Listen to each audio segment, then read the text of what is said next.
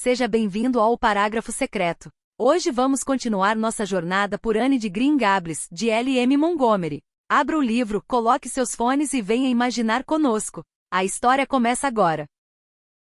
Capítulo 5. A história de Anne.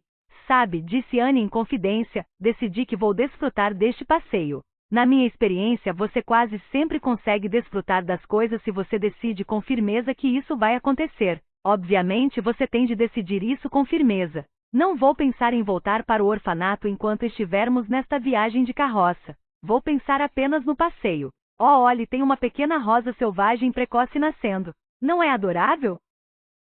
A senhora não acha que ela deve estar contente por ser uma rosa? Não seria bom se as rosas pudessem falar? Tenho certeza de que elas poderiam nos contar coisas muito adoráveis. E o rosa não é a cor mais encantadora que há no mundo? Adoro rosa, mas não posso usar essa cor. Pessoas ruivas não podem vestir rosa, nem na imaginação. A senhora já conheceu alguém cujo cabelo era vermelho quando era criança, mas que mudou de cor depois que a pessoa cresceu? Não, acho que nunca, retrucou impiedosamente Marilla, e tampouco acho que seja provável que isso vá acontecer no seu caso. Anne suspirou. Bem, lá se vai outra esperança. Minha vida é um túmulo perfeito de esperanças enterradas. Esta é uma frase que li certa vez em um livro, e a repito para consolar a mim mesma sempre que estou decepcionada com alguma coisa. Não consigo ver de onde vem o consolo, respondeu Marilla. Ora, porque a frase soa muito bonita e romântica, bem como se eu fosse a heroína de um livro, sabe? Tenho muito carinho pelas coisas românticas, e um túmulo repleto de esperanças enterradas é uma das coisas mais românticas que se pode imaginar, não é? Fico muito feliz de ter um. Hoje vamos cruzar o lago de águas cintilantes? Não vamos passar pelo lago dos Belry, se é isso que quer dizer com o lago de águas cintilantes. Vamos pela Estrada da Orla. Estrada da Orla soa bonito, disse Anne com olhos sonhadores. Ela é tão bonita quanto soa. Assim que a senhorita disse Estrada da Orla, eu a visualizei mentalmente num instante. E White Sands também é um nome bonito, mas não gosto dele tanto quanto gosto de Avonlea. Avonlea é um nome adorável.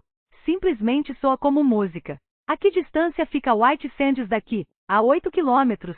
E como você evidentemente está decidida a ficar falando, é melhor falar alguma coisa útil, e me contar o que sabe sobre si mesma. Oh, não vale a pena contar o que eu sei sobre mim mesma, na verdade, disse Anne ansiosamente. Se a senhorita deixar que eu lhe conte aquilo que imagino sobre mim mesma, vai achar muito mais interessante. Não, não quero saber de suas elucubrações. Atenha-se aos fatos nus e crus. Comece pelo começo. Onde você nasceu, e qual é a sua idade? Completei 11 anos em março passado, respondeu Anne, resignando-se com um pequeno suspiro a contar os fatos nus e crus. E nasci em Bolingbroke, Nova Escócia. O nome do meu pai era Walter Shirley, e ele era professor do ginásio de Bolingbroke. O nome da minha mãe era Berta Shirley. Walter e Berta não são nomes adoráveis? Fico muito feliz que meus pais tinham nomes bonitos. Seria uma desgraça de verdade ter um pai chamado Jedediah, não é mesmo? Acho que o nome da pessoa não importa, contanto que ela se porte bem, replicou Marilla, sentindo-se instada a inculcar uma boa e útil dose de moralidade. Bem, não estou certa. Anne pareceu pensativa. Certa vez, li em um livro que se a rosa tivesse outro nome, ainda assim teria o mesmo perfume, mas nunca consegui acreditar nisso. Não acredito que uma rosa seria tão agradável se fosse chamada de cardo ou de repolho de gambá. Presumo que meu pai poderia ter sido um homem bom mesmo que se chamasse Jedediah, mas tenho certeza de que teria sido um tormento. Bem, minha mãe também era professora do ginásio, mas deixou de lecionar quando se casou com meu pai, é claro. O marido já era responsabilidade o bastante. A senhora Thomas disse que eles eram como dois bebês, e tão pobres quanto camundongos de igreja. Eles foram morar em uma casa amarela minúscula em Bolingbroke. Jamais vi aquela casa, mas já a imaginei milhares de vezes.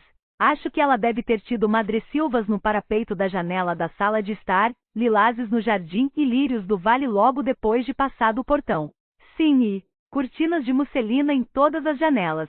Cortinas de musselina dão a uma casa um certo ar. Eu nasci naquela casa. A senhora Thomas disse que eu era o bebê mais feio que ela já vira, que eu era muito mirrada e pequena e não tinha nada além de olhos, mas que a minha mãe me achava perfeitamente linda. Eu imaginaria que uma mãe saberia julgar melhor do que uma mulher pobre que vinha para nossa casa limpar, não é mesmo? Mas fico contente por ela de algum modo ficar satisfeita comigo. Eu ficaria muito triste se pensasse que era uma decepção para ela, porque ela não viveu por muito tempo depois disso, sabe? Ela morreu de uma febre quando eu tinha apenas 3 meses. Eu de fato gostaria que ela tivesse sobrevivido por tempo bastante para que eu pudesse me lembrar de tê-la chamado de mãe. Acho que seria agradável demais dizer mãe, a senhorita não acha? E papai morreu 4 dias depois, também de febre. Isso fez de mim uma órfã, e as pessoas ficaram desesperadas, segundo disse a senhora Thomas, sem saber o que fazer comigo. Sabe, nem mesmo naquela época havia alguém que me quisesse. Essa parece ser a minha sina.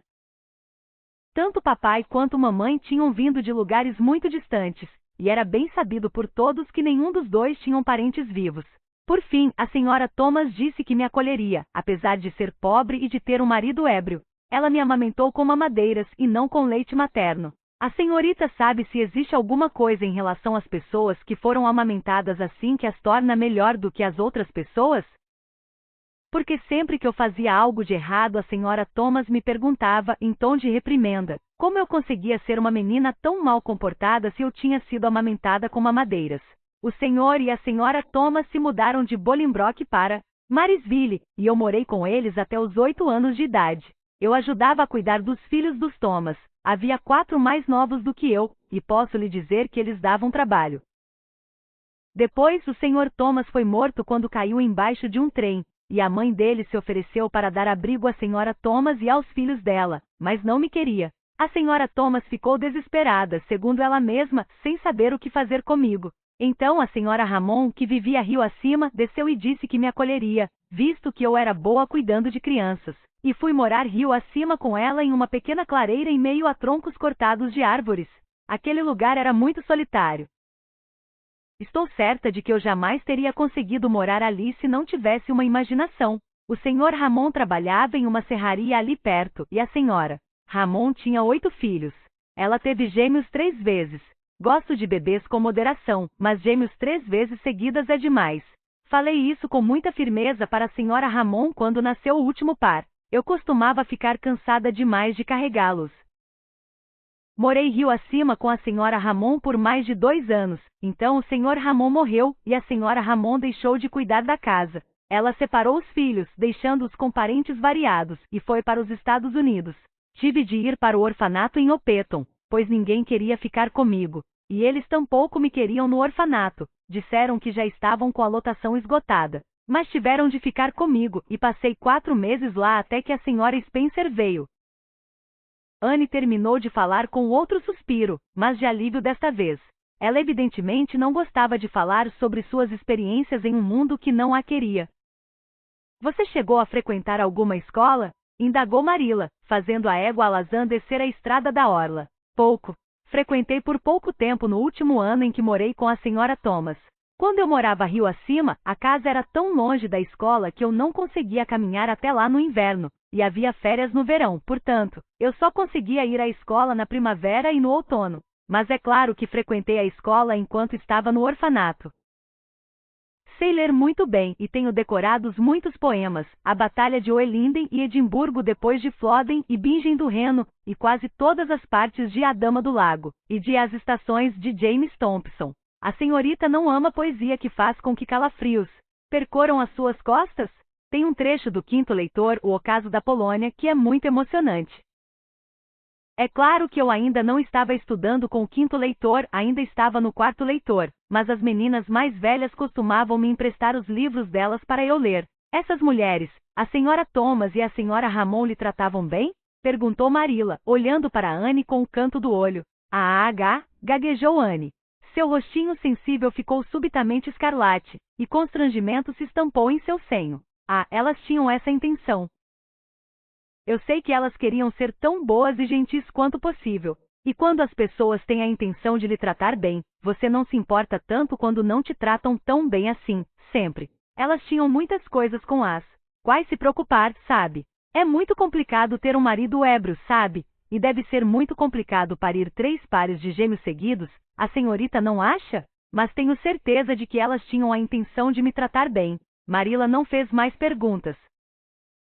Anne se entregou à sua abstração silenciosa em relação à estrada da orla, e Marilla conduziu a Alazan absortamente enquanto sopesava profundamente. Seu coração começava a se encher de pena pela criança. Que vida de privações e sem amor ela tinha vivido, uma vida de trabalho duro, pobreza e abandono, pois Marilla era perspicaz o bastante para ler nas entrelinhas da história de Anne e adivinhar a verdade. Não era de se espantar que ela tivesse ficado tão encantada com a ideia de ir morar em uma casa de verdade. Era uma pena que precisasse ser mandada de volta. E se ela, Marilla, satisfizesse o capricho incompreensível de Matthew e deixasse a menina ficar? Ele estava decidido quanto a isso. E a criança parecia uma criaturinha simpática e educável. Ela tem coisas demais a dizer, pensou Marilla, mas talvez possamos ensiná-la a parar com isso. E as coisas que ela diz não são nada grosseiras ou chulas. Ela se porta como uma dama. É provável que os pais dela fossem boas pessoas. A estrada da orla era agreste, selvagem e solitária. Do lado direito, abetos mirrados com seus espíritos nada alquebrados pelos longos anos de luta contra os ventos do Golfo, cresciam aos montes. À esquerda ficavam os desfiladeiros íngremes de arenito vermelho, tão próximos da beira da estrada que em certos trechos, uma égua menos estável do que a Alazan poderia ter testado os nervos das pessoas que vinham atrás dela. Ao pé dos desfiladeiros havia montes de pedras desgastadas pelas ondas do mar, ou angras de areia cobertas por seixos, como se fossem joias do oceano. Mais além ficava o mar bruxuleante e azul, e sobre ele voavam gaivotas com suas álulas brilhando prateadas à luz do sol. O mar não é maravilhoso? Comentou Anne, saindo de um período longo de silêncio em que ficou de olhos arregalados. Certa vez, quando eu morava em Marysville, o Sr. Thomas alugou uma carroça expressa e nos levou para passar o dia no litoral, a mais de 15 quilômetros dali. Desfrutei de cada momento daquele dia, mesmo que eu tenha tido de ficar cuidando das crianças o tempo todo. Durante anos revivi esse momento em sonhos felizes. Mas este litoral é mais bonito do que o de Marysville. Essas gaivotas não são esplêndidas? A senhorita gostaria de ser uma gaivota? Acho que eu gostaria, quero dizer, se eu não pudesse ser uma menina. A senhorita não acha que seria bom poder acordar com a aurora e voar sobre a água e depois para longe, o dia todo, em meio a este azul adorável, e depois, à noite, voar de volta para o ninho? Oh, consigo me imaginar fazendo exatamente isso. Que casa grande é aquela ali na frente, por favor? É o hotel de White Sands. É administrado pelo Sr. Kirk, mas a temporada ainda não começou. Muitos americanos vêm para cá passar o verão. Eles acham que este litoral é ideal. Receava que fosse a casa da Sra. Spencer, disse Anne com pesar. Não quero chegar lá. De algum modo, vai parecer que é o fim de tudo. Chegamos ao fim do 5º capítulo de Anne de Green Gables. Mas essa história está só começando. Se você gostou, deixe seu apoio curtindo o vídeo e seguindo o canal. Até o próximo capítulo.